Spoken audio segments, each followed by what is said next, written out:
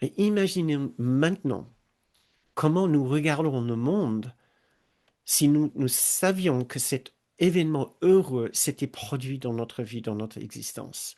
Est-ce que vous pouvez commencer à imaginer que cela pouvait colorer plus positivement tout ce que vous comprenez de ce qui se passe dans le monde? Parce qu'il y a un événement heureux qui nous attend. Et c'est le retrouvailles avec notre propre perfection, notre propre innocence.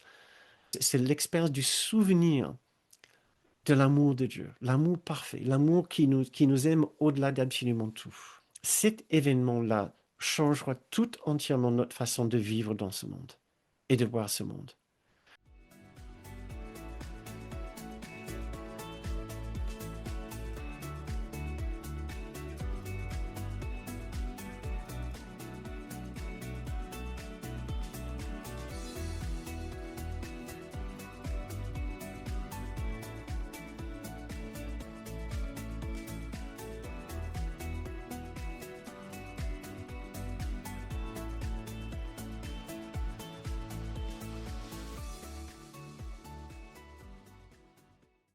Très bien, chers amis, bienvenue à notre séance sur les leçons 22 et 23 du livre d'exercice d'un court miracle.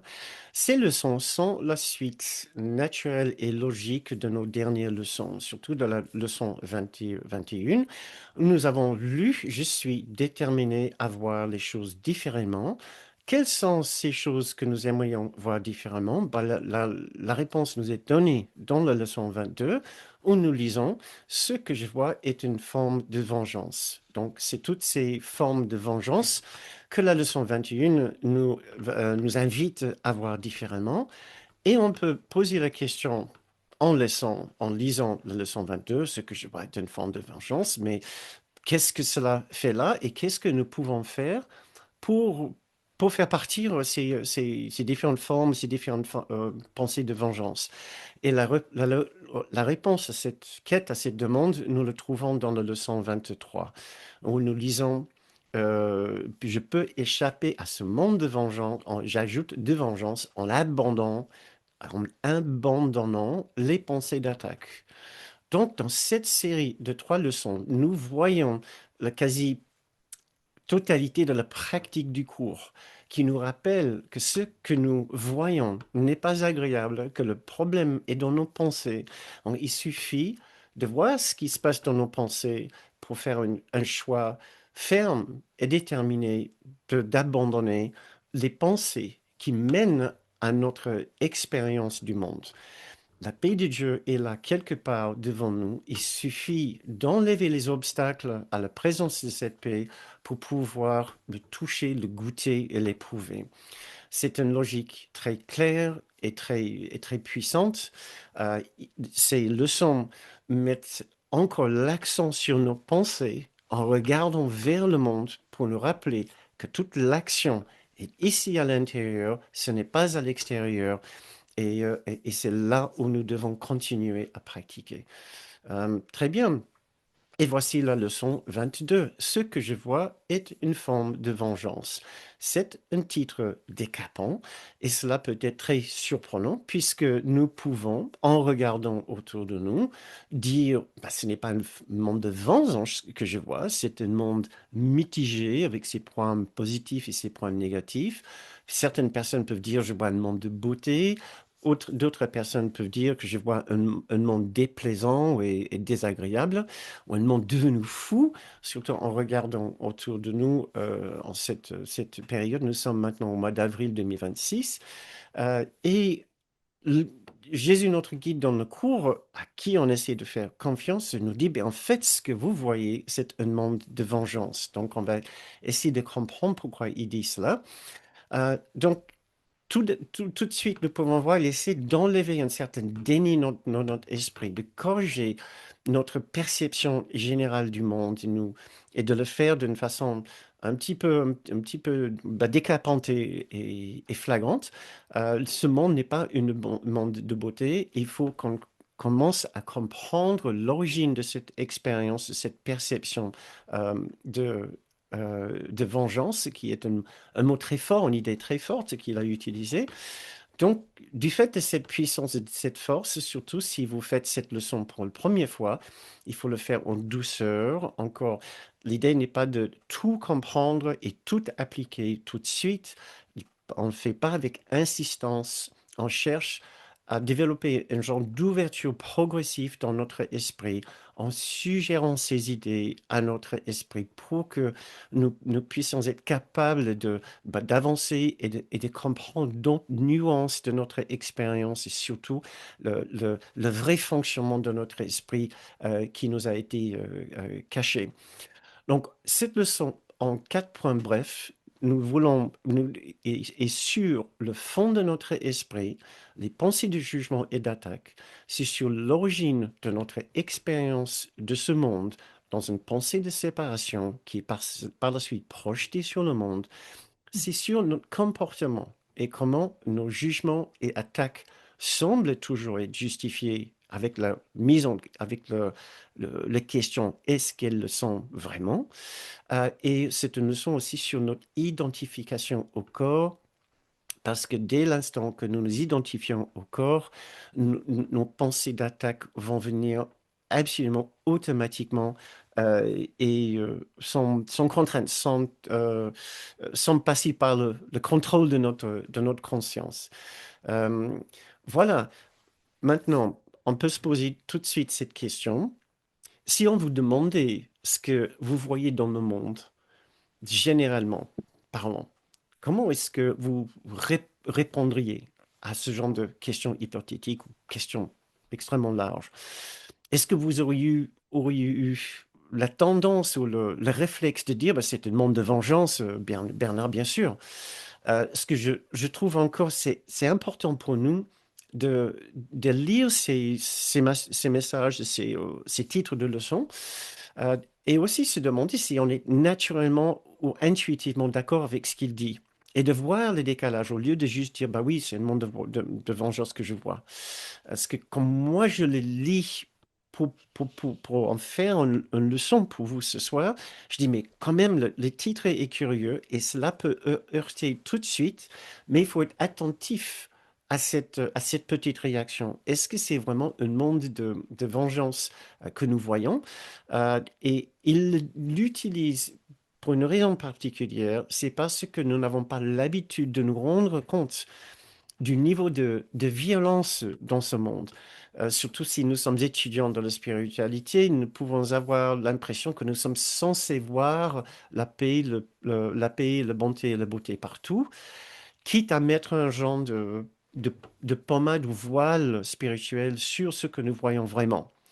Euh, et, et ce qui peut produire un effet de déni et de refoulement de ce que nous voyons réellement. Donc, ce que nous ne voulons plus faire, nous voulons voir si nous avons mis des lunettes roses sur notre visage, sur nos yeux en regardant ce monde. Et nous voulons suivre les conseils de notre guide ici et essayer de voir comment son idée peut être juste, en faisant confiance que bien sûr, il ne va pas nous laisser là, il va nous guider vers la paix. Bien sûr, l'origine de ce sentiment de vengeance n'est pas, n'est pas l'origine n'est pas dans ce monde, mais dans une condition de notre esprit bien en amont de ce monde. Si vous avez suivi ces leçons avec moi depuis le début, vous m'avez sûrement entendu dire que ce monde a été produit dans la pensée de l'enfant dormant de Dieu, du Fils de Dieu. Donc ce monde vient de la pensée euh, et nous n'arrivons pas dans un monde objectif, déjà pendu, déjà créé pour nous. Donc, ce monde est empreint de ce qui était dans notre esprit au moment que nous l'avons conçu. Et ce qui était dans notre esprit à ce moment-là était une pensée de séparation. On dit pensée de séparation, ça n'a pas l'air très violent dit comme ça, mais en fait, cette séparation dont la pensée a été accomplie par un acte de violence contre l'unité de Dieu, contre le Père, contre le Créateur, tout uniquement dans la pensée. Cela n'a jamais pu se produire réellement. Le- L'unité parfaite de Dieu, l'unité du ciel sont totalement et parfaitement toujours intact. Nous sommes simplement en train de vivre une expérience ou un délire de séparation. Néanmoins, dans ce délire, dans cette illusion, dans ce rêve de séparation, tout, tout ce qui appartient à cet esprit séparé sera empreint d'un genre de violence, d'un sentiment de violence, d'un sentiment d'attaque. Quelque part, nous avons l'impression d'avoir attaqué la source. Et par projection, nous avons l'impression maintenant que la source, ou Dieu, va faire exactement ce que nous pensons lui avoir fait. Donc partout où nous regardons maintenant, c'est inévitable hein, que nous allons imaginer un esprit vengeur prêt à nous sauter dessus, prêt à vouloir arracher notre vie. Donc partout où nous regardons, nous voyons, nous imaginons des dangers qui sont toujours bien sûr en rapport avec notre corps. Oui, et ce monde est dangereux pour les corps. Heureusement, nous ne sommes pas ces corps, comme nous avons appris. Ce monde n'est pas dangereux pour l'esprit de Dieu qui reste en nous, l'étincelle de vérité, l'étincelle de notre esprit juste, de notre soi en Christ, ou de notre soi. Ce soi en nous, cet esprit-là n'est jamais à risque, n'est jamais en danger. Mais dès l'instant que nous identifions avec le corps, nous allons ressentir la culpabilité de cette attaque folle sur l'unité de Dieu. Et avec, par l'effet de la projection, nous allons penser que le monde autour de nous, en pensant à Dieu ou à l'esprit que nous avons imaginé, qui a fabriqué ce monde, que toutes les grandes religions pensent que c'est Dieu qui a fabriqué ce monde, qui a créé ce monde, nous pensons tous que ce Dieu risque de ne pas, de ne pas nous aimer. Voilà. Et nous craignons tous ce genre de vengeance de la part de cette créateur abstrait que dans le coup on appelle le faux Dieu. Donc, la vengeance que nous craignons euh, est, est celle que nous avons projetée sur une image de Dieu, sur un faux Dieu. Et puisque nous ne sommes pas conscients de ce faux Dieu, nous avons l'impression que c'est partout autour de nous. Souvenez-vous que nous ne pouvons pas voir une autre personne différente, d'une manière différente de la façon dont nous nous concevons. Donc, nous voyons tout le monde autour de nous est un genre de copie conforme de nous-mêmes. Ouais. Si moi, je pense que je suis capable d'attaquer parce que j'ai déjà attaqué et que du fait d'avoir attaqué, je suis coupable de cette attaque, je vais forcément penser que tout le monde est exactement comme moi. Donc, que je pense que c'est ce genre de grand Dieu abstrait ou que je pense que c'est d'autres personnes, je vais penser que tous ces différents éléments risquent de m'en vouloir, risquent de vouloir me faire du mal.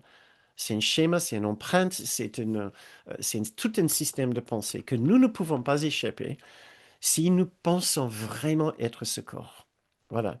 On peut finir par avoir l'impression que la vie est contre nous, que la vie ne nous veut pas du bien, on n'a jamais de chance, ou il faut toujours se méfier. Toutes ces idées-là sont des messages de l'esprit de séparation en nous, de l'ego en nous, qui nous dit, bah voilà, tu as fait quelque chose. Ouais. Et nous devons toujours faire quelque chose de très grave, de très sérieux au départ, et maintenant tu risques de payer de prix fort.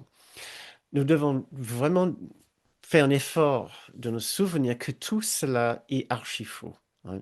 Dieu, le ciel, le Saint-Esprit, la beauté, la bonté divine, tout ce qui appartenait à notre maison est encore parfaitement intact.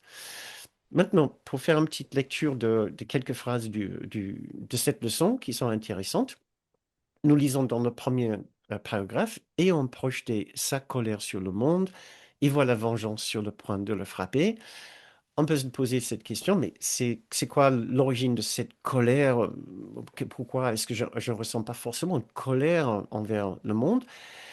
Jésus essaie de nous dire que c'est sous-jacent à tous nos autres sentiments, tous les autres sentiments que nous pouvons avoir, il y a un genre de colère, puisque quelque part, nous en voulons au monde du fait de ne pas pouvoir satisfaire tous nos besoins de paix, de bonté et d'innocence. Et ce monde, c'est vrai, ne peut pas satisfaire nos désirs profonds de paix et de bonheur qui ne viennent pas de ce monde.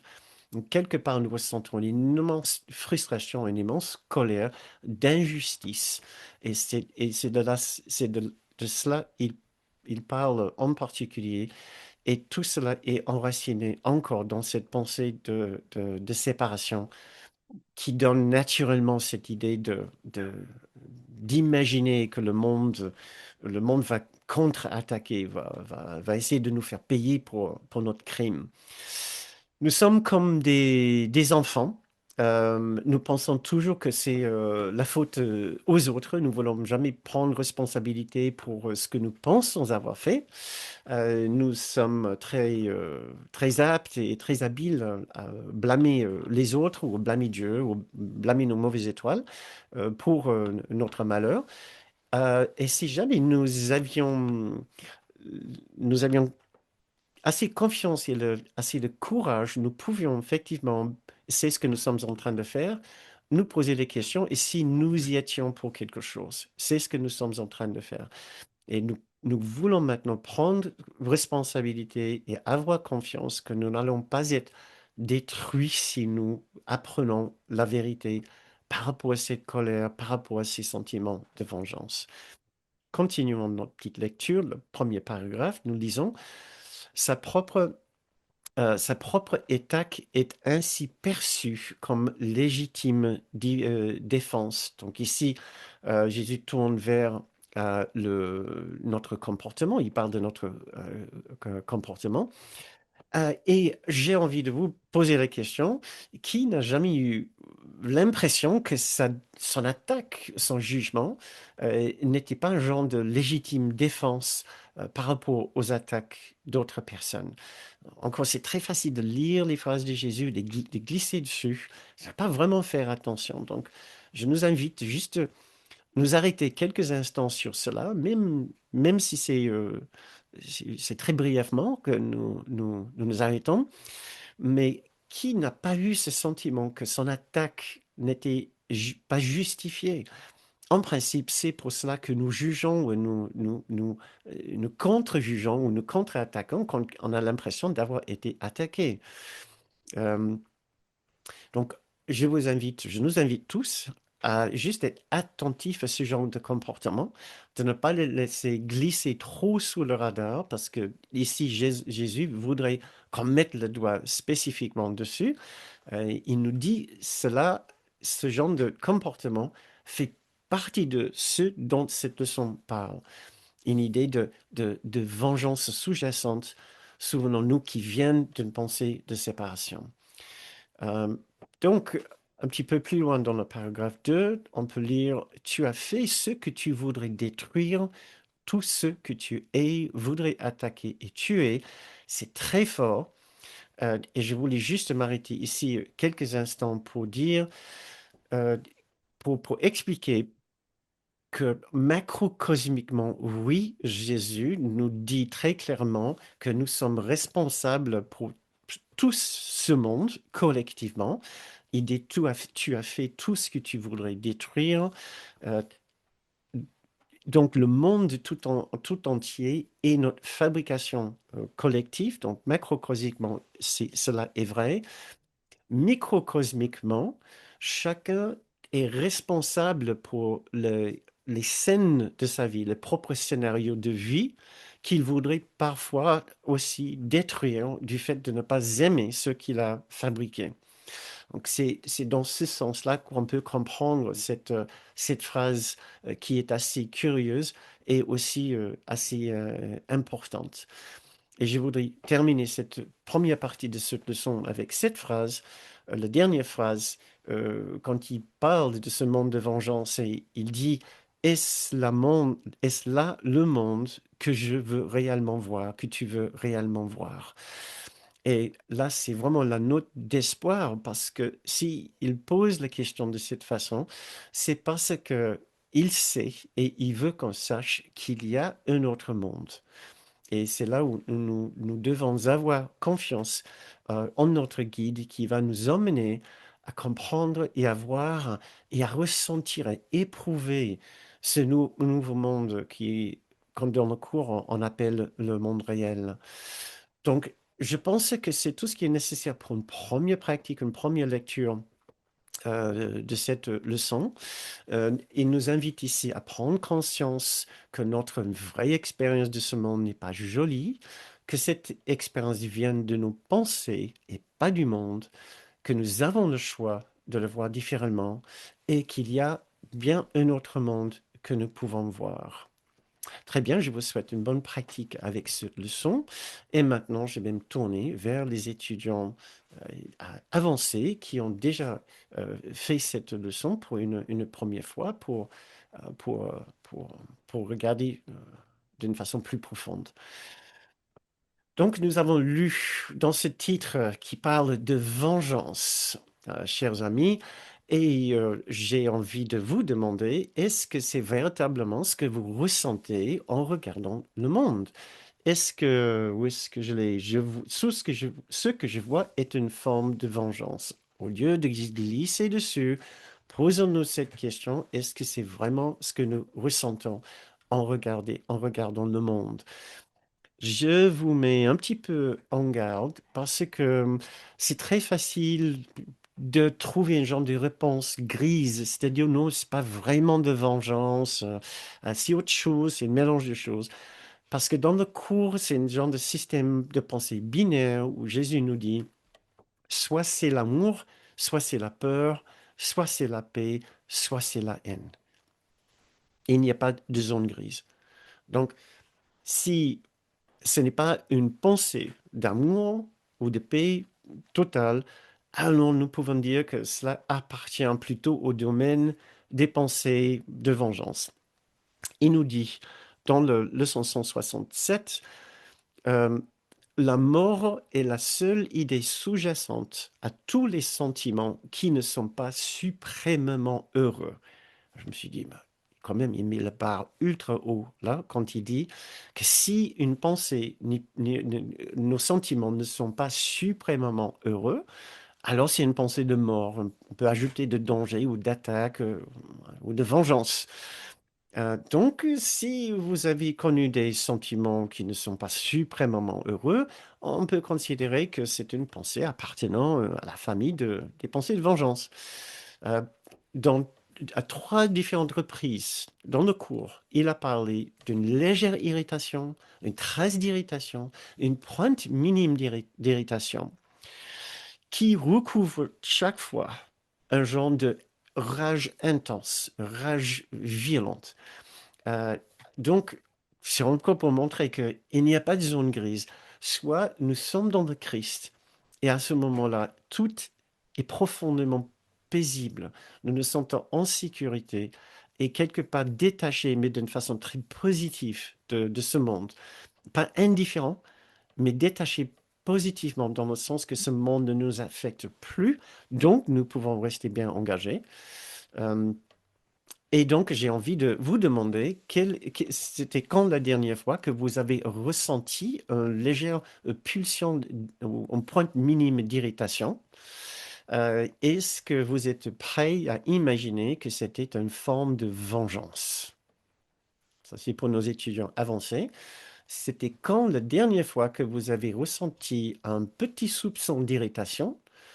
Et est-ce que vous êtes prêt à voir que cela appartient à l'esprit qui pense en termes de vengeance, que cela nous met dans le domaine de l'ego, de la séparation, parce qu'on peut être sûr d'une chose, le Christ en nous ne ressent pas une légère pulsion d'irritation.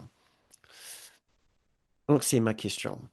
Pour vous, si vous avez envie juste de réfléchir, vous pouvez toujours mettre un petit commentaire dans le feed de chat si vous voulez. Entre-temps, je vais continuer. Kenneth Wapnick, dans son livre Voyage dans le livre d'exercice d'un cours miracle, il nous dit que c'est impossible d'être dans ce monde sans des pensées d'attaque. Sans des pensées d'attaque. Parce qu'être dans ce monde veut dire que nous nous identifions avec le corps. Si nous nous identifions avec le corps, nous allons nous sentir séparés de Dieu, donc nous devons expliquer cette séparation quelque part. Donc quelque part, c'est toujours, ça revient toujours à nous, quelque chose que nous avons fait. Euh, et le corps est le symbole de la séparation, le symbole de la culpabilité. La culpabilité appelle ou est une attente, est l'optique d'être dans l'attente d'une punition future, donc vengeance. Ouais. Donc, acceptons, chers étudiants avancés, qu'être dans le corps, avoir un esprit séparé, nous emmène automatiquement à avoir des pensées de vengeance. Donc, ce n'est pas une question de nous empêcher, pour l'instant, d'avoir ces pensées de vengeance. C'est une question de les observer et d'être très, très honnête avec nous-mêmes. Euh, voilà. Le monde, voilà ce que j'ai voulu vous lire. Dans les définitions du monde, dans les livres d'exercice, dans la deuxième partie du livre d'exercice, il y a des définitions. Là, sur la définition du monde, on lit le monde a été fait comme attaque contre Dieu, il symbolise la peur. Donc, on peut dire, on ne peut pas être vraiment se sentir présent et vivant dans ce monde sans les pensées d'attaque et de vengeance. Cela ne nous mène pas vers des expériences agréables, donc le but est de les identifier et et de les transformer, bien sûr. Euh, très bien. La difficulté de faire cette transformation vient de notre résistance. Et je vous invite encore, chers étudiants avancés, de regarder la dernière partie de cet exercice où nous lisons, je ne vois que le périssable, je ne vois rien qui durera. Ce que je vois n'est pas réel. Dans le livre de Kenneth, il nous dit, je vous mets au défi de vous mettre devant le miroir et de répéter ces phrases. Donc, imaginons, nous, devant le miroir, en train de nous dire, je ne vois que le périssable, je ne vois rien qui durera. Ce que je vois n'est pas réel. Ça change légèrement notre expérience de cette leçon. Donc, on peut peut-être commencer à ressentir une certaine gêne avec les mots de Jésus ici qui sont censés commencer à ouvrir notre esprit, à ouvrir notre esprit pour comprendre ce monde différemment, pour nous comprendre différemment, pour accepter une autre réalité bien plus large. Mais voyons à quel point nous sommes attachés à notre système à notre schéma de réalité ici. Allons plus loin. Nous lisons, nous lisons dans cette leçon, n'est-ce pas une joyeuse nouvelle d'entendre qui n'est pas réel? Tout ce que tu crains n'existe pas. Mais attends, si on est vraiment honnête, on peut entendre, non, ce n'est pas vraiment une joyeuse nouvelle. Nous voulons, moi j'ai envie d'être réel quand même. Je n'ai pas envie que Jésus, il dit en passant sa main dessus, n'est-ce pas une joyeuse nouvelle que tu n'es pas réel? Et donc, oui, bien sûr, pour une partie de nous, le Christ en nous, il dit, youpi, enfin, Bernard, Marilène, Hélène et Pierre, vous pouvez vous rendre compte que vous n'êtes pas réel, en tant qu'un corps, bien sûr. Mais n'allons pas trop vite. Constatons une certaine difficulté, constatons, soyons honnêtes avec notre difficulté d'être aussi joyeux que Jésus voudrait qu'on soit en écoutant ces lignes. On continue. Il dit, et dit dans dernière ligne ici, il dit, est-ce là le monde que je veux réellement voir? La réponse est sûrement évidente et nous devons aussi entendre la voix en nous qui dit non, ce n'est pas si évident que cela pour moi, merci Jésus. Je préfère quasiment un monde périssable qu'aucun monde du tout. Et c'est là où j'ai envie de vous poser cette question. Est-ce que vous avez plus peur du monde périssable ou peur d'un monde périssable ou un monde irréel? Est-ce que vous avez plus peur d'un monde périssable et dangereux ou un monde que Jésus dit est irréel? Et nous devons nous poser sur cette question. L'ego va nous faire trébucher sur cette question. Le Christ nous va dire, t'inquiète pas, il y a un autre monde qui est magnifiquement beau, mais il n'est pas matériel. Donc, si jamais vous vous êtes posé les questions, mais pourquoi c'est si difficile de faire du progrès avec ce cours? Parfois oui, mais parfois non, c'est compliqué. C'est parce que dans quasiment chaque leçon, même on est au début du niveau d'exercice, la leçon 22, nous ressentons une certaine difficulté à être entièrement d'accord avec lui quand il dit tu n'es pas joyeux, tu n'es pas entièrement sûr de ta réponse, mais tu devrais être sûr que tu ne veux rien de ce monde, c'est un monde périssable, etc. Il y a une partie de nous qui voudrait lui donner raison, et une partie qui dit bah non, en fait, pour être absolument honnête, Jésus, je ne suis pas prêt du tout. Et voilà. Donc, ce que nous devons faire ici, c'est de nous entraîner doucement et progressivement avec nos difficultés. Nous lisons dans le huitième paragraphe de troisième section du chapitre 4, hein, surveille attentivement et vois ce que tu demandes réellement, ce que tu penses réellement.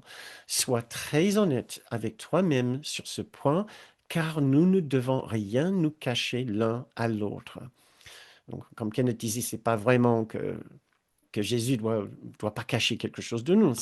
Bien sûr, on comprend, nous ne devons rien cacher de Jésus, nous ne devons rien cacher de notre propre grande soi. Donc, c'est un appel à être honnête avec nous-mêmes par rapport à cela. Et l'invitation ici n'est pas d'arrêter soudain les pensées de vengeance. C'est, c'est précisément la prochaine leçon qui va nous offrir cette invitation d'abandonner ces pensées d'attaque, mais sachant que la première étape est de les observer soigneusement dans toutes ces différentes formes, même une légère pulsion d'irritation. Et de faire la paix, ça veut dire de ne pas juger ce que nous constatons en nous-mêmes, de regarder, comme je vous ai entraîné à faire dans d'autres leçons, ces expériences intérieures d'absence de paix, de la présence du conflit, du jugement et d'attaque, avec, sans peur, sans jugement, et nous le regardons avec curiosité pour les explorer dans toutes leurs différentes formes et avec tendresse. Nous les regardons avec curiosité et avec tendresse. Voilà ce que nous faisons et nous allons faire avec cette leçon 22. J'aurais aimé vous offrir une méditation sur cela pour vous guider un moment pour, euh, euh, pour faire, euh, pour faire une jolie méditation de contact, de curiosité et cœur, les trois C, sur cette expérience de pensée de vengeance et d'irritation et d'attaque, etc. Donc, fermons nos yeux et nous allons juste essayer de faire cette petite méditation qui est très sympathique et aussi assez puissante. Donc, en fermant nos yeux, on essaie de retrouver notre silence intérieur. Si cela vous aide, vous pouvez suivre votre respiration pendant quelques cycles de respiration.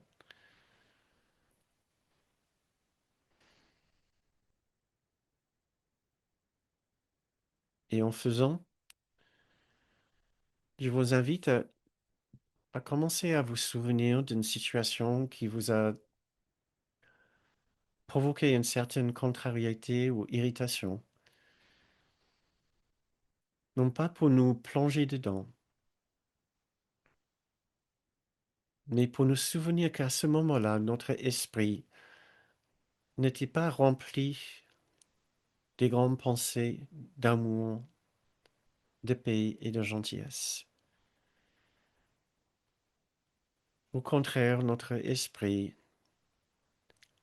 était plutôt rempli de pensées de frustration, d'irritation, de contrariété, peut-être même d'attaque et de condamnation. Nous voulons surtout être très honnête par rapport à notre expérience et prendre contact avec ce fond en nous, qui est tout simplement le fond de notre ego, le fond de notre esprit, c'est pareil. Rien de grave. Rien de grave.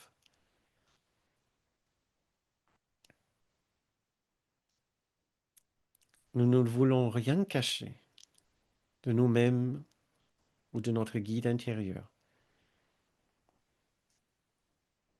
Et de toute façon, il sait déjà tout de nous. Soyons honnêtes avec ce premier contact avec ce qui est en nous. Nommons, si nous voulons, les expériences négatives que nous avons eues.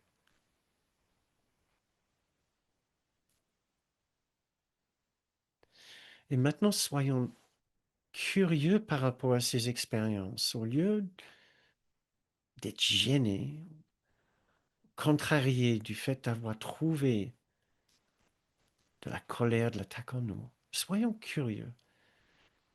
Quelle est cette expérience d'avoir des pensées d'attaque, de jugement et de condamnation?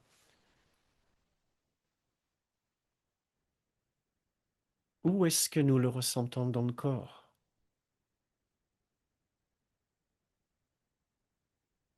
Peut-être que cela nous fait une certaine tension au niveau des épaules, de la nuque,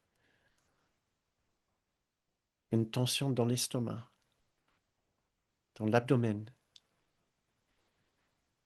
une douleur derrière les yeux, d'avoir de telles pensées, de telles émotions.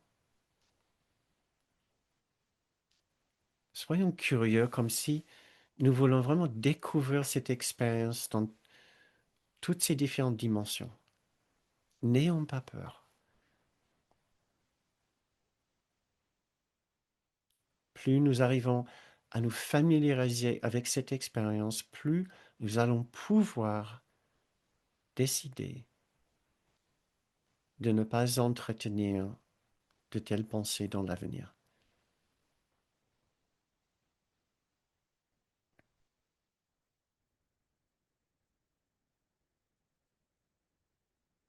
Et maintenant, regardons l'ensemble de ce que nous sommes en train de faire, à vouloir guérir notre esprit. Regardons tout cela avec douceur et tendresse, en ouvrant notre cœur à nous-mêmes et notre expérience très humaine de ce monde, très humaine de la séparation. Cette dimension n'est pas facile et nous pouvons nous en guérir plus facilement si nous puisons dans la compassion qui est déjà dans notre cœur.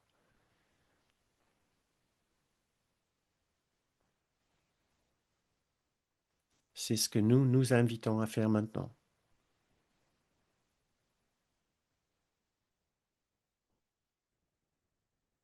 Contact, curiosité et cœur. Contact, curiosité et cœur. Une approche très puissante qui peut nous aider à guérir toutes nos expériences de la séparation et de l'esprit séparé.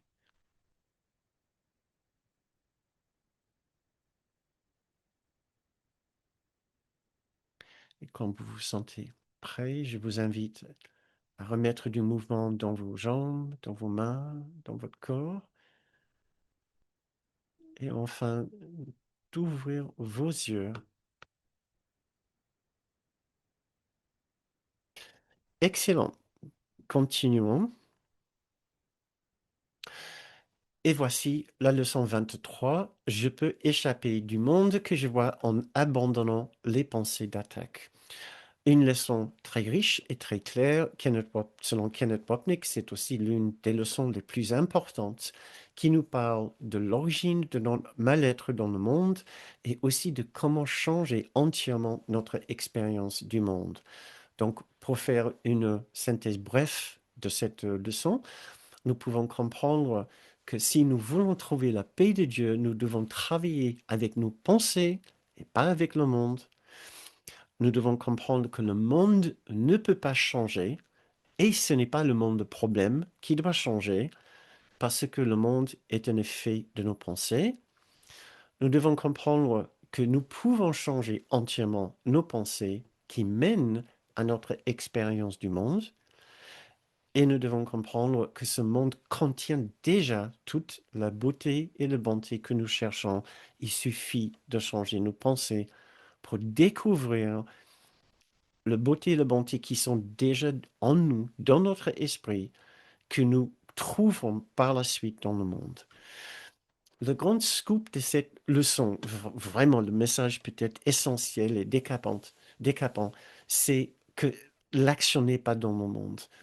Toute l'action est vraiment dans l'esprit, encore plus que peut-être les leçons précédentes.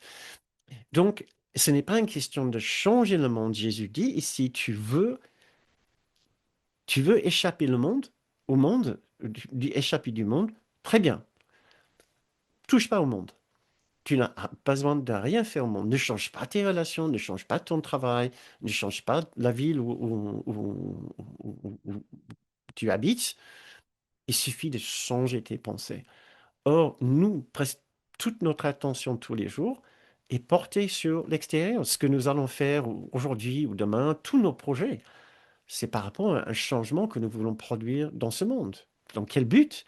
Toujours quelque part pour être plus heureux, pour avoir quelque chose, pour avoir une meilleure situation professionnelle, pour avoir plus de retraite plus tard. Il n'y a aucun mal. Il faut certainement pas abandonner ces projets, mais il faut s'observer, faire en poursuivant nos projets. Cette leçon est la suite logique de la leçon 22 où nous avons lu l'idée d'aujourd'hui décrit exactement la façon dont quiconque garde des pensées d'attaque dans son esprit doit voir le monde. Donc, ici, c'est la conclusion logique ou l'étape logique. Donc, par la suite, c'est l'invitation à abandonner ses pensées. C'est un message radical et nous touchons, nous ressentons vraiment la radicalité de ce message dans le premier paragraphe où il dit, je peux échapper du monde que je vois en abandonnant les pensées d'attaque, rien d'autre ne marchera. Et encore, au lieu de glisser sur les phrases comme ça, on doit s'arrêter un instant et dire, mais est-ce que je pense vraiment que rien ne marchera dans ce monde? Et je pense que vous, comme moi, on va dire, bah non, j'ai encore plein d'espoir, plein de rêves dans ce monde, plein de projets pour ce monde. Et je pense encore qu'il y a des choses qui marcheraient pour moi, qui marcheront pour moi. Donc, on doit juxtaposer ce que Jésus dit ici avec ce qui est un genre de dynamique innée et automatique dans l'esprit de chacun. Euh, Maintenant, comment comprendre ce qu'il dit ici? Il faut revenir à un principe psychologique du cours. Le cours de miracle est une psychologie spirituelle et on voit peut-être euh, très bien ce, cet aspect métaphysique de sa psychologie ici. Jésus nous apprend qu'en fait, nous ne sommes jamais en train d'éprouver le monde directement. Il se passe des choses dans ce monde, nous avons une réaction. Donc, nous avons l'impression que si nous pouvons changer certaines scènes extérieures, nous allons avoir une expérience différente. Jésus nous dit qu'il y a toujours l'intermédiaire de nos pensées entre notre réaction et entre ce qui se passe dans le monde et notre réaction. Nous réagissons non pas directement par rapport à ce qui se passe dans le monde, mais par rapport à nos pensées, par rapport à ce qui se passe dans le monde. Nous réagissons toujours par rapport à nos pensées. Et ces pensées peuvent appartenir soit à l'ego et l'esprit de la séparation, donc l'esprit de la culpabilité, du danger, de la vulnérabilité, où ces pensées peuvent être issues ou peuvent surgir de la partie juste de notre esprit, liée à l'unité parfaite en nous, donc à l'amour, la perfection, à la beauté et la bonté, qui nous ferait voir le monde d'une façon complètement différente. Euh, j'ai j'ai eu une petite expérience ici que je trouvais amusante. Une idée d'un exercice que je me disais, mais comment est-ce que je peux rendre cette idée plus vivante? Ce n'est pas évident. Euh, Jésus voudrait qu'on comprenne que, à la base, quand nous regardons le monde et nous n'avons pas une bonne expérience, c'est parce que nous réagissons toujours à un genre de traumatisme ontologique dans notre esprit qui fabrique un genre de schéma, une, une, une voile de perception, une coloration sur tout ce que nous vivons ici. Donc, nous en avons déjà parlé dans les premières leçons. Essayons d'imaginer le même phénomène, mais de l'autre côté, de la façon totalement opposée. Imaginons un heureux événement. Imaginons l'événement le plus heureux que vous pouvez imaginer. Essayons de multiplier ça par 10. L'effet euphorique, l'effet de bonheur et de paix. Essayons de multiplier ça par 10. Et après par 100. Et après par 1000. Et imaginez maintenant comment nous regardons le monde si nous savions que cet événement heureux s'était produit dans notre vie, dans notre existence. Est-ce que vous pouvez commencer à imaginer que cela pouvait colorer plus positivement tout ce que vous comprenez de ce qui se passe dans le monde? Parce qu'il y a un événement heureux qui nous attend.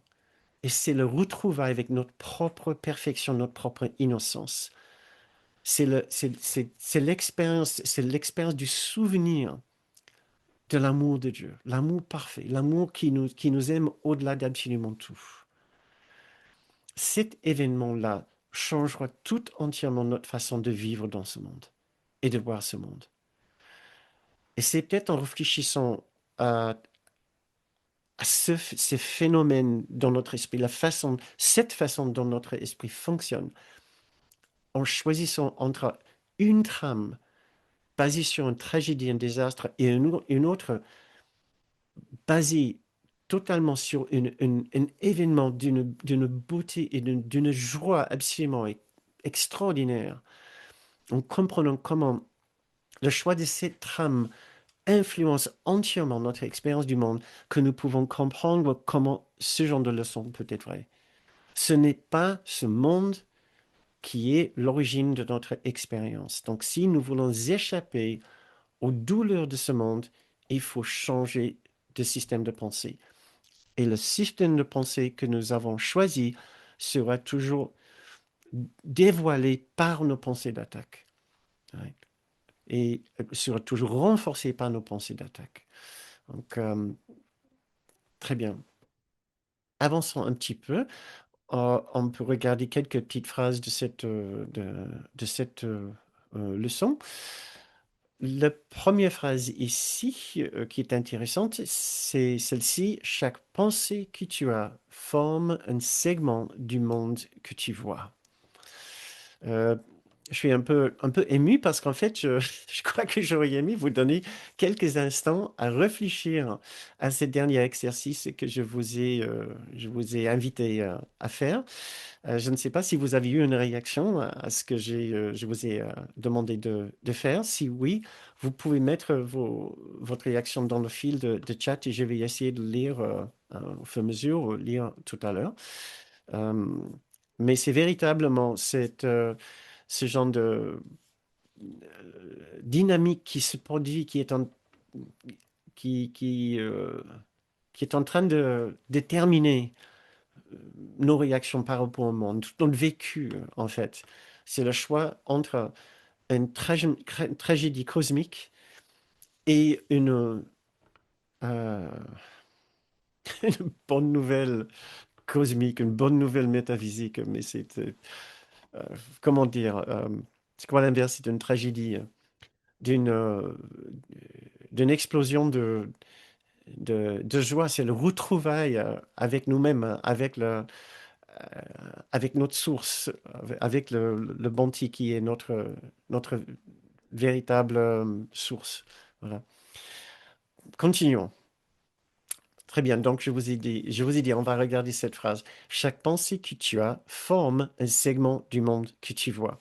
Kenneth Wapnick nous met en garde dans son livre de ne pas croire que cela veut dire que tu es responsable pour l'accident de train qui vient de se produire ou pour le fait que euh, une personne, euh, euh, une personne qui vous a irrité et pour qui vous avez eu une pensée de jugement s'est fait mal.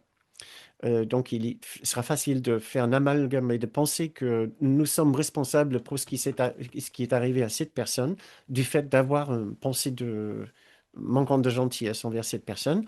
Je relis la phrase, chaque pensée que tu as forme un segment du monde que tu vois. Euh, ce n'est pas notre pensée qui produit les événements ici. Kenneth voudrait qu'on pense que le segment du monde que tu vois, avec l'accent sur le que tu vois, le segment, chaque pensée forme un segment du monde que nous éprouvons par notre perception. C'est un segment de notre expérience du monde ici. Sinon, cela pourrait nous mener très vite vers un sentiment de culpabilité ou de peur de notre propre pensée. Donc, lisons, chaque pensée que tu as forme un segment de notre expérience du monde. Dans le deuxième paragraphe, nous lisons, le monde est incapable de changer. Donc, il nous met en garde ici de ne pas arrêter nos projets maintenant que nous apprenons que ne peut rien changer. C'est par nos projets que nous allons continuer à apprendre nos leçons. Toutes les personnes qui ont vécu des puissantes expériences de transformation de l'esprit sont restés très engagés dans ce monde. Ils ne se retirent pas du monde, soit ils continuent à enseigner d'une façon très engagée, comme Ramana Maharshi, Nisargadatta, ou soit ils sont très engagés d'une autre façon, comme Kenneth Wapnick avec son centre. Donc, nous n'avons pas besoin de craindre qu'à force de faire ces leçons, nous allons retirer du monde. Euh, le monde est incapable de changer. Nous pouvons dire à Jésus, mais si le monde change, le monde, j'ai vu beaucoup de changements dans le monde depuis mon enfance même. Il ne veut pas dire dans ce sens-là, les scènes changent, mais le mécanisme et le fond derrière ces scènes ne changent pas. Il veut dire que même si les scènes changent, cela ne changera rien pour toi en termes de ton expérience. Euh, donc, le monde est incapable de changer fondamentalement au niveau de ses mécanismes de fond pour nous satisfaire, puisque c'est un effet. La vraie source de tout est dans notre esprit. Euh, mais encore, cela ne veut pas dire qu'on doit se désengager de nos projets. Il peut avoir une certaine déception en pensant que le monde n'est pas capable de nous satisfaire, mais c'est une déception nécessaire pour ouvrir notre esprit à la vraie source du vrai bonheur, pour le trouver là où c'est à l'intérieur de notre esprit et de commencer à nous désengager, pas désengager, mais nous détacher de l'idée que nous allons trouver le bonheur que nous cherchons une fois que nous avons réussi tel ou tel projet. Encore, cela ne veut jamais dire que nous devons abandonner nos projets parce que le Saint-Esprit en nous peut se servir de tout, tout, tout. Si vous êtes pour nous apprendre nos leçons et aussi pour apprendre aux autres, pour nous mettre à l'endroit où nous devons être pour communiquer les messages que nous sommes censés communiquer. Voilà. Nous lisons dans le deuxième paragraphe, il est certes utile de changer tes pensées au sujet du monde. Et j'ai une question pour vous. Essayons de réfléchir, voilà, à d'autres pensées que vous pouvez avoir au sujet du monde. Quelles sont, il suggère par cette phrase, il est certes utile, je le relis, de changer tes pensées au sujet du monde. Quelles sont ces autres pensées? Il nous suggère qu'il y en a. Quelles sont les autres pensées que nous pouvons avoir au sujet du monde? Il nous, les Lego nous en a proposé plein. C'est le monde de vengeance, c'est le monde de danger, c'est le monde où nous allons nous éclater, nous allons trouver notre bonheur, c'est le monde où nous devons nous défendre. Et donc, Jésus nous invite à ouvrir notre esprit à d'autres sujets, d'autres- à d'autres pensées au sujet du monde. J'en ai deux ici, ce que je vais nous avancer un petit peu sur notre parcours ce soir. Euh, c'est juste de voir. Euh, J'apprécie beaucoup vos commentaires. Je crois que je vais les lire, hein. Je vais me tourner vers ces commentaires après, dans la deuxième partie de la séance. Merci pour votre compréhension. Euh, j'ai deux suggestions. Par exemple, ce monde n'est pas notre véritable maison.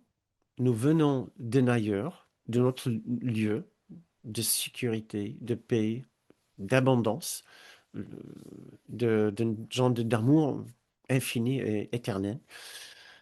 Ça, c'est une idée, que ce monde n'est pas notre vraie maison et nous avons une autre maison, une autre pensée que nous pouvons avoir par rapport à ce monde et que ce monde n'est pas une prison, et n'est pas un lieu de tous les dangers, mais c'est un lieu d'apprentissage où nous pouvons apprendre sur la présence de l'amour et de la paix de Dieu, là où nous sommes tous les jours, par exemple.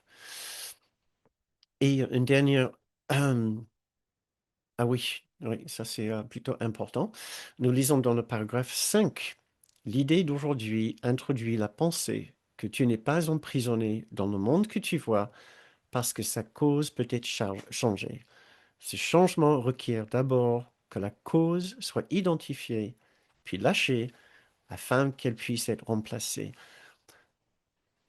Cette dernière phrase était la base d'un bon nombre de stages que Kenneth Wapnick a fait sur les trois étapes du pardon. Ce changement, je relis, requiert d'abord que la cause soit identifiée, une première étape, puis lâchée, deuxième étape, afin qu'elle puisse être remplacée, troisième étape. Pour le lire, pour vous expliquer cela très synthétiquement, la première étape du pardon ici, c'est de reconnaître que le problème est dans nos pensées et pas chez les autres ou dans le monde. Ça, c'est quand Jésus dit la cause, la vraie cause soit identifiée. Puis lâcher, c'est la deuxième étape. C'est là où je vois que mon ancien but, je ne le veux plus. Je lâche prise de toutes ces pensées de jugement, d'attaque, de toute mon ancienne façon de faire, puisqu'elles me font mal. Je lâche prise sur cette vraie cause qui sont mes pensées d'attaque. Dernière étape, j'invite le Saint-Esprit ou Jésus, mon grand soi, de remplacer mes pensées par les siennes. Je veux ces pensées maintenant, pas les miennes. Right? Et ainsi, comme selon cette dernière phrase-là, mes pensées seront remplacées par les siennes. Impeccable. Donc voilà une lecture de cette leçon pour les personnes qui font cette leçon pour la première fois. Merci beaucoup. Je vous souhaite bonne pratique de la leçon 23. Et maintenant, pour passer quelques minutes avec les étudiants plus avancés, nous lisons si les pensées d'attaque sont la cause du monde que tu vois, et on peut se poser la question, est-ce que c'est vraiment ce que nous pensons? Nous pensons tous, je pense à la personne, que c'est quand même le monde qui est responsable pour notre expérience. Euh, Est-ce que nous ressentons, pensons vraiment que ce sont nos pensées qui sont la cause du monde que nous voyons. Nous avons tous vécu des expériences personnelles assez douloureuses, d'autres très agréables, et nous avons l'impression que c'était toujours le monde qui était en train de changer et nous étions en train de réagir au monde. Et selon Jésus, ce n'est pas le cas. Oui. Et nous sommes toujours en train de réagir à quelque chose à l'intérieur que nous projetons ensuite à l'extérieur. Ce sont nos pensées qui causent notre expérience de ces scènes changeantes du monde. Les scènes changent, mais ce sont nos pensées qui l'interprètent d'une certaine façon pour produire telle ou telle expérience. J'essaie juste de voir où je peux aller avec vous dans le temps qui reste.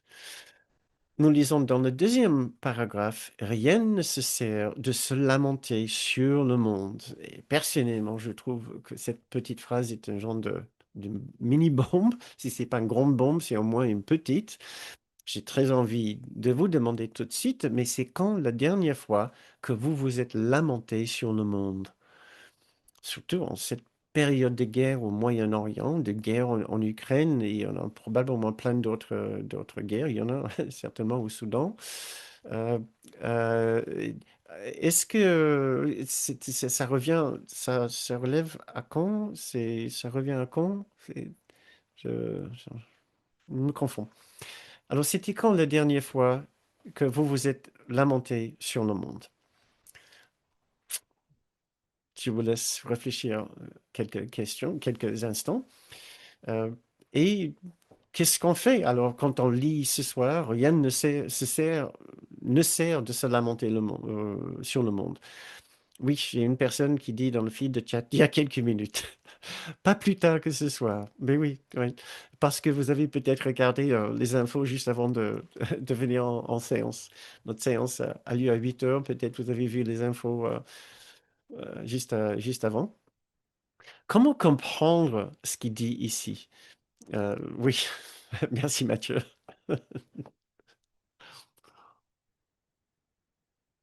Comment comprendre ce qu'il dit ici? Il se passe des choses terribles dans ce monde. C'est vrai, ce monde n'a pas été produit, fabriqué, imaginé à partir d'une pensée d'amour. Nous pouvons comprendre, nous pouvons nuancer, nous pouvons ajouter ces deux pensées qui peuvent nous aider. Tout d'abord, nous pouvons comprendre que ce n'est pas le monde qui détermine notre expérience. Ce n'est pas le monde qui détermine l'expérience de chacun qui se trouve dans une situation très, très difficile. C'est toujours son choix d'une pensée de séparation ou d'une pensée d'unité qui détermine d'abord le schéma de pensée, le trame de pensée dans son esprit. Par la suite, ce schéma va naturellement guider ses perceptions, ses sens, toutes ces pensées vers une conclusion, vers une expérience. Mais il y a en amont un choix fondamental, soit coupé de sa source en Dieu, soit un soi intimement lié dans l'esprit avec Dieu, le Saint-Esprit et Jésus. Deux trames de pensée entièrement différentes, deux expériences entièrement différentes. Relisons cette phrase dans cette lumière. Rien ne se sert de se lamenter sur le monde. Ajoutons cette idée ici, chacun réagit uniquement à la douleur et la tragédie de séparation dans son esprit. Et puis, il voit dans les images du monde les traces de cette tragédie. Oui. Et nous pouvons commencer à voir que oui, il se passe, il va se passer beaucoup de choses terribles dans ce monde. Mais cela ne veut pas dire que nous sommes obligés d'avoir des expériences de tragédie et de catastrophes. Ce monde n'était pas fait comme comme un paradis. Ce monde n'était pas fait pour fonctionner ou pour marcher. J'avais un extrait sur cela, mais je le trouve pas pour l'instant. Euh, c'est pas grave. nous lisons un peu plus loin dans le paragraphe 2, le monde est incapable de changer. Le monde change en apparence, mais pas en fond. Le monde n'est pas fait pour marcher et n'a pas besoin de marcher. Voilà, c'est ça que je cherchais. Le monde a été fait comme une attaque contre Dieu. Il symbolise la peur. Nous lisons je pense que je vous l'avais déjà lu peut-être dans nos dernières leçons. Le monde a été fait comme une attaque contre Dieu. Il symbolise la peur. Il n'était pas fait pour marcher. Il n'a pas besoin de marcher. Donc, cela peut nous aider pour les étudiants d'avancer, à modifier, à nuancer leur façon de voir ce monde. Quand nous comprenons, il n'est pas fait pour marcher et il n'a pas besoin de marcher parce qu'il est donné à chacun tout ce qu'il faut pour trouver sa profonde paix intérieure. C'est une idée absolument radicale, absolument radicale. Et cela n'est pas une raison d'abandonner les projets d'aider les autres ou ses principes, mais cela peut certainement nous aider à imprégner toutes nos actions d'amour et de tendresse et de compréhension, de patience, mais pour tout le monde, y compris pour les bourreaux et les soldats. Euh, voilà. Euh, J'avais envie de vous inviter à faire un petit exercice avec moi parce que c'est la leçon et je peux échapper du monde que je vois en abandonnant les pensées d'attaque. J'avais envie de vous inviter à penser à la dernière fois que vous avez eu des pensées d'attaque et pour vous inviter à voir si vous aviez vraiment envie de les abandonner. Lequel de ces jugements est-ce que vous êtes prêt à abandonner? Euh, Ça, c'était ma question, mais je préfère finir avec une méditation. Nous n'avons pas encore fait une méditation. Donc, pour finir, je vous invite, si vous avez envie, de fermer vos yeux euh, quelques instants.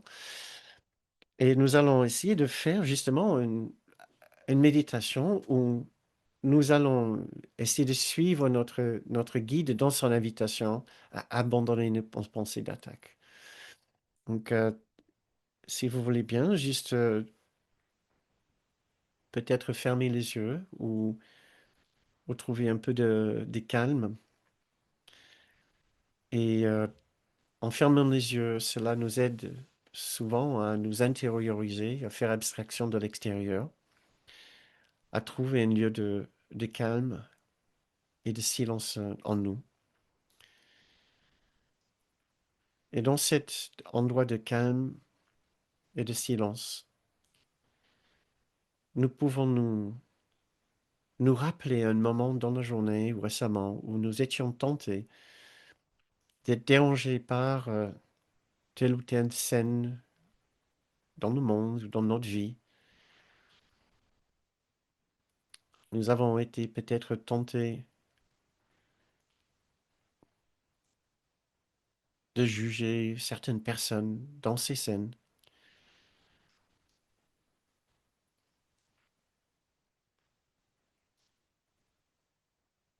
Nous avons été peut-être tentés de condamner certaines personnes en pensant qu'ils devraient faire mieux ou différemment. Il y a eu peut-être dans notre esprit des pensées d'attaque ou des pensées de jugement, des pensées de différence, peut-être des pensées qui ne regardaient que les faiblesses et les erreurs chez les gens, chez les uns, chez les autres. Ce sont des pensées qui ne voyaient pas la partie de Dieu en l'autre.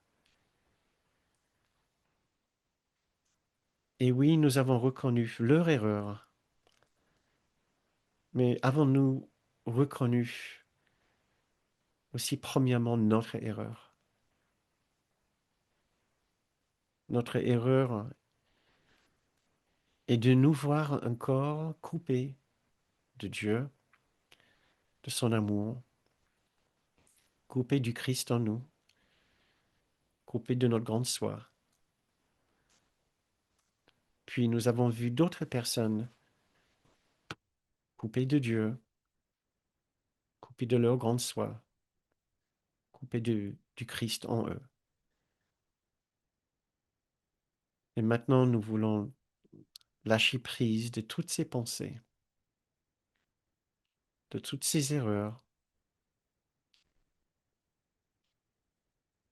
les erreurs de nos attaques sur les autres,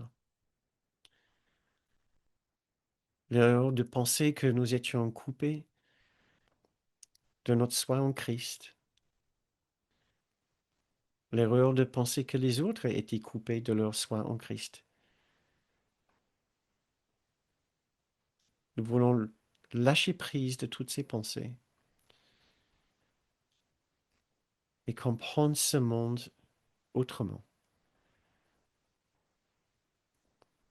par les yeux qui comprennent la confusion dans l'esprit de chacun, par les yeux qui comprennent la douleur dans l'esprit de chacun,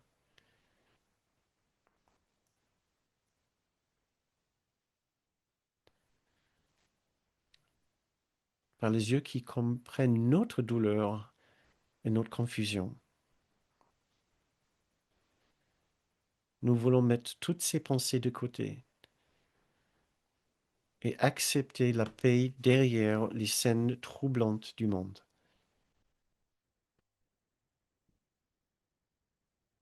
Nous voulons lâcher prise de toutes nos pensées qui cherchaient à voir le conflit dans le monde.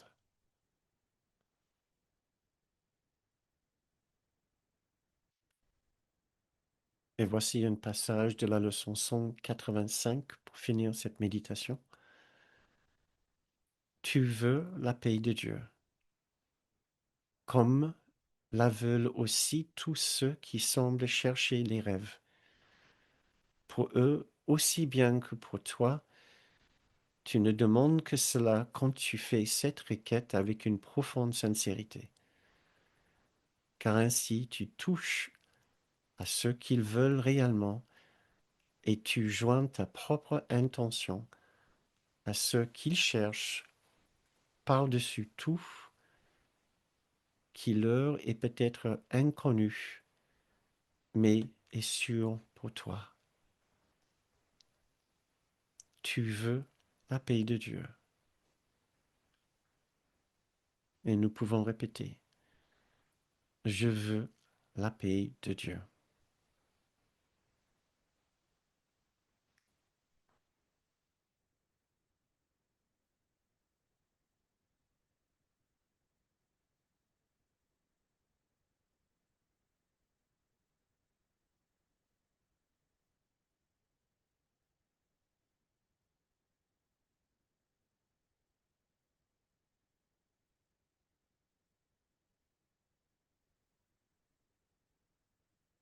Merci. Maintenant, si vous souhaitez rester dans cette méditation, je vous invite à baisser le son sur votre appareil ou à quitter la séance. Avec ces deux leçons, je pense que nous sommes très bien partis pour commencer cette profonde transformation de notre esprit. Ces deux leçons soutenues par les leçons depuis la première leçon nous donnent une très bonne base pour identifier le problème et pour le défaire à la racine. La leçon 22, je ne vois pas un monde de paix, mais un monde d'attaque et de vengeance. C'est la leçon 23. Ce sont nos pensées d'attaque nées de la séparation qui produit cet état d'esprit. Il suffit d'abandonner nos jugements et nos pensées d'attaque et la paix reviendra à notre esprit.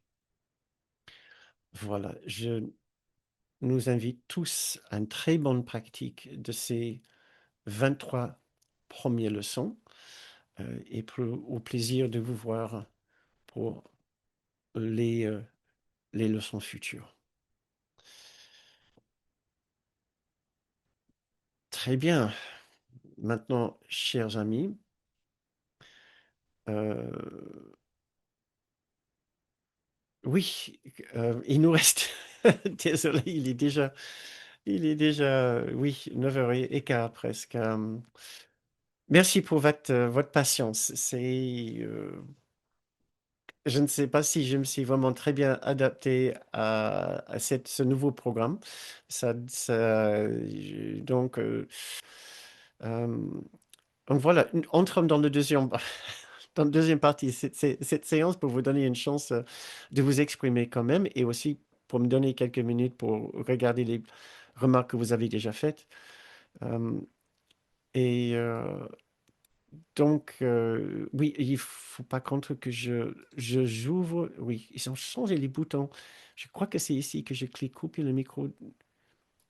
Je pense que vous pouvez maintenant changer le forme et l'emplacement des boutons. Je crois que vous pouvez ouvrir vos micros maintenant. Donc, nous entrons pour celles et ceux qui sont ici pour la première fois. Tout d'abord, merci beaucoup d'être ici. Euh, et voilà, maintenant, c'est à nous, à vous.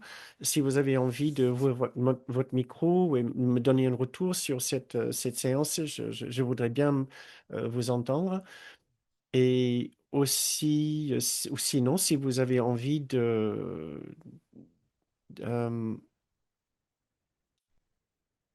si vous avez aussi envie de juste mettre un petit commentaire avec une question, je serai heureux de vous lire. Et je vais essayer de rattraper vous. Ah oui, je vois Stéphane. Je ne sais pas si. Non, Stéphane, il est déjà parti, j'ai vu. Oui. Désolé, peut-être vous allez écouter ceci en replay. Il dit, cette nuit, j'ai pensé que je risquais de perdre mon travail et j'ai senti de la peur. Je suis prêt à reconnaître que c'est un esprit de vengeance et non d'amour.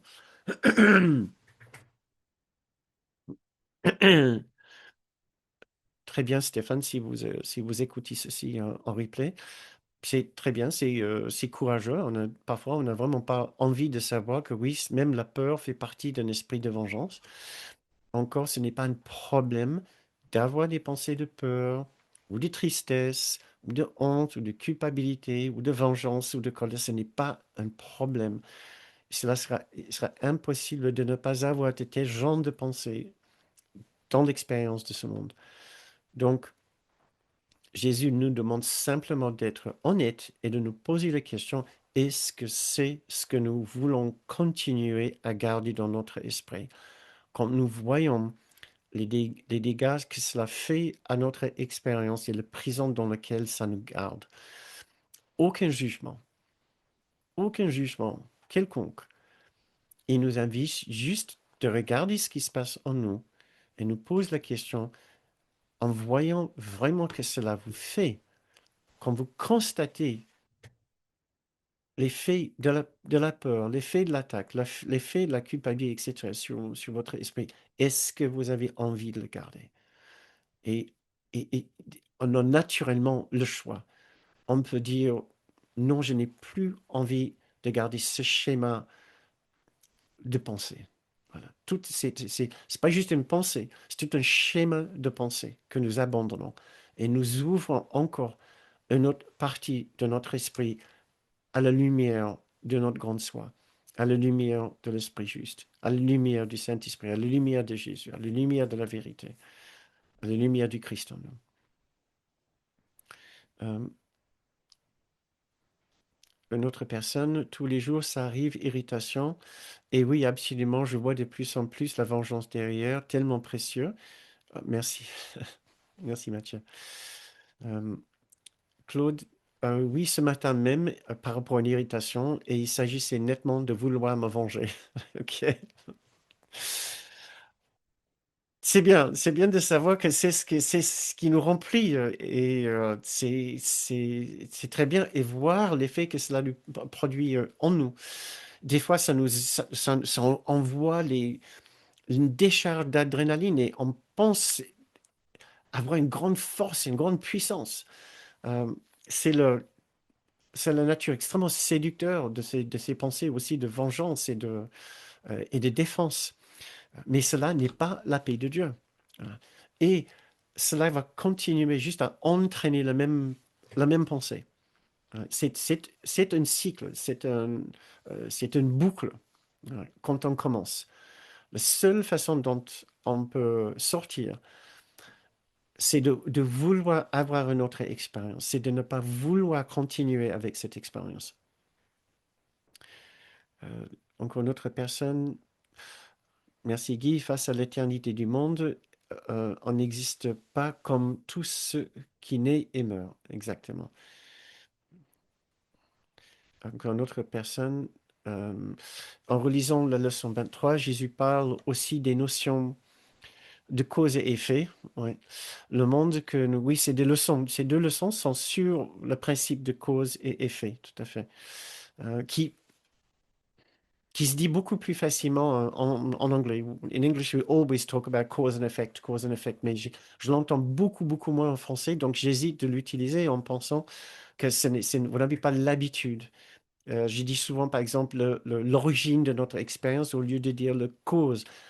En anglais, par exemple, on dit très facilement What's the cause of your experience? What's the cause of your feelings? En français, on ne peut pas dire quelle est la cause. J'ai cherché avec DeepL pour voir comment il le traduit. Il n'utilise jamais le mot cause. Quand j'ai dit cause, il le traduit qui façonne ou qui détermine. C'est pas la même chose. Oui. Et donc en français, on n'a pas l'habitude d'utiliser ce langage. Donc j'hésite de l'utiliser, mais peut-être je dois le faire davantage. Le monde que nous voyons est un effet de nos pensées et non l'inverse. Nos pensées sont la cause du monde. Je trouve cela très inspirant pour comprendre ce que j'explique. Très bien.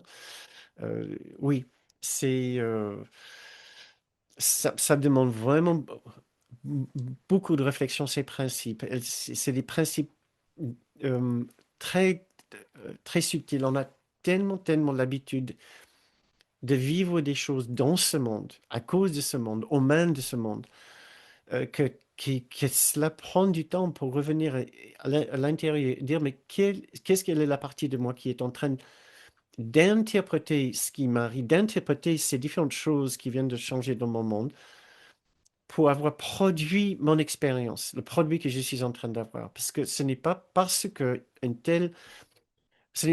j'ai gagné beaucoup d'argent que forcément je suis heureux. Il y a une interprétation de l'argent, par exemple, tu gagnes au loto, même un petit loto, on pense immédiatement à bonheur. Mais en fait, pourquoi? Parce qu'on ajoute quelques zéros dans votre compte en banque. Pourquoi est-ce que soudain ça change mon état d'esprit? C'est parce qu'il y a un tas de différentes pensées qui disent maintenant je vais pouvoir faire ceci, cela, je vais pouvoir quitter mon travail, mais si j'adore mon travail, si je gagne bien ma vie, ou si j'ai déjà beaucoup d'argent, peut-être ça ne change rien pour moi. Peut-être pour un homme vraiment richissime, gagner un loto de 100 000 euros, peut-être ça lui laisse complètement indemne. C'est toujours une question de perception et d'interprétation. Combien de fois est-ce que nous avons entendu des témoignages des personnes qui ont vécu des maladies très graves et qui ont dit qu'à la fin, c'est la meilleure chose qui aurait pu leur arriver, qui puisse leur arriver, tellement leur expérience était riche et transformatrice par rapport à cela. Or, en temps normal, on nous annonce une grave maladie, on n'est certainement pas rempli de gratitude et de joie. Donc, tout est toujours une question d'interprétation et de perception. Euh, Même si on peut être d'accord que généralement, on aime l'idée de gagner de l'argent. On aime l'idée que les résultats de nos examens médicaux sont positifs. Positifs dans le sens que on est en train de guérir. Euh, euh, merci. Oui. Très bien. Très bien. Donc, je ne vois pas d'autres remarques qui nécessitent un développement de ma part. Je ne sais pas si vous avez de votre côté envie de dire ou d'écrire quelque chose. Euh, Qu'est-ce que j'avais dit tout à l'heure? En fait, j'avais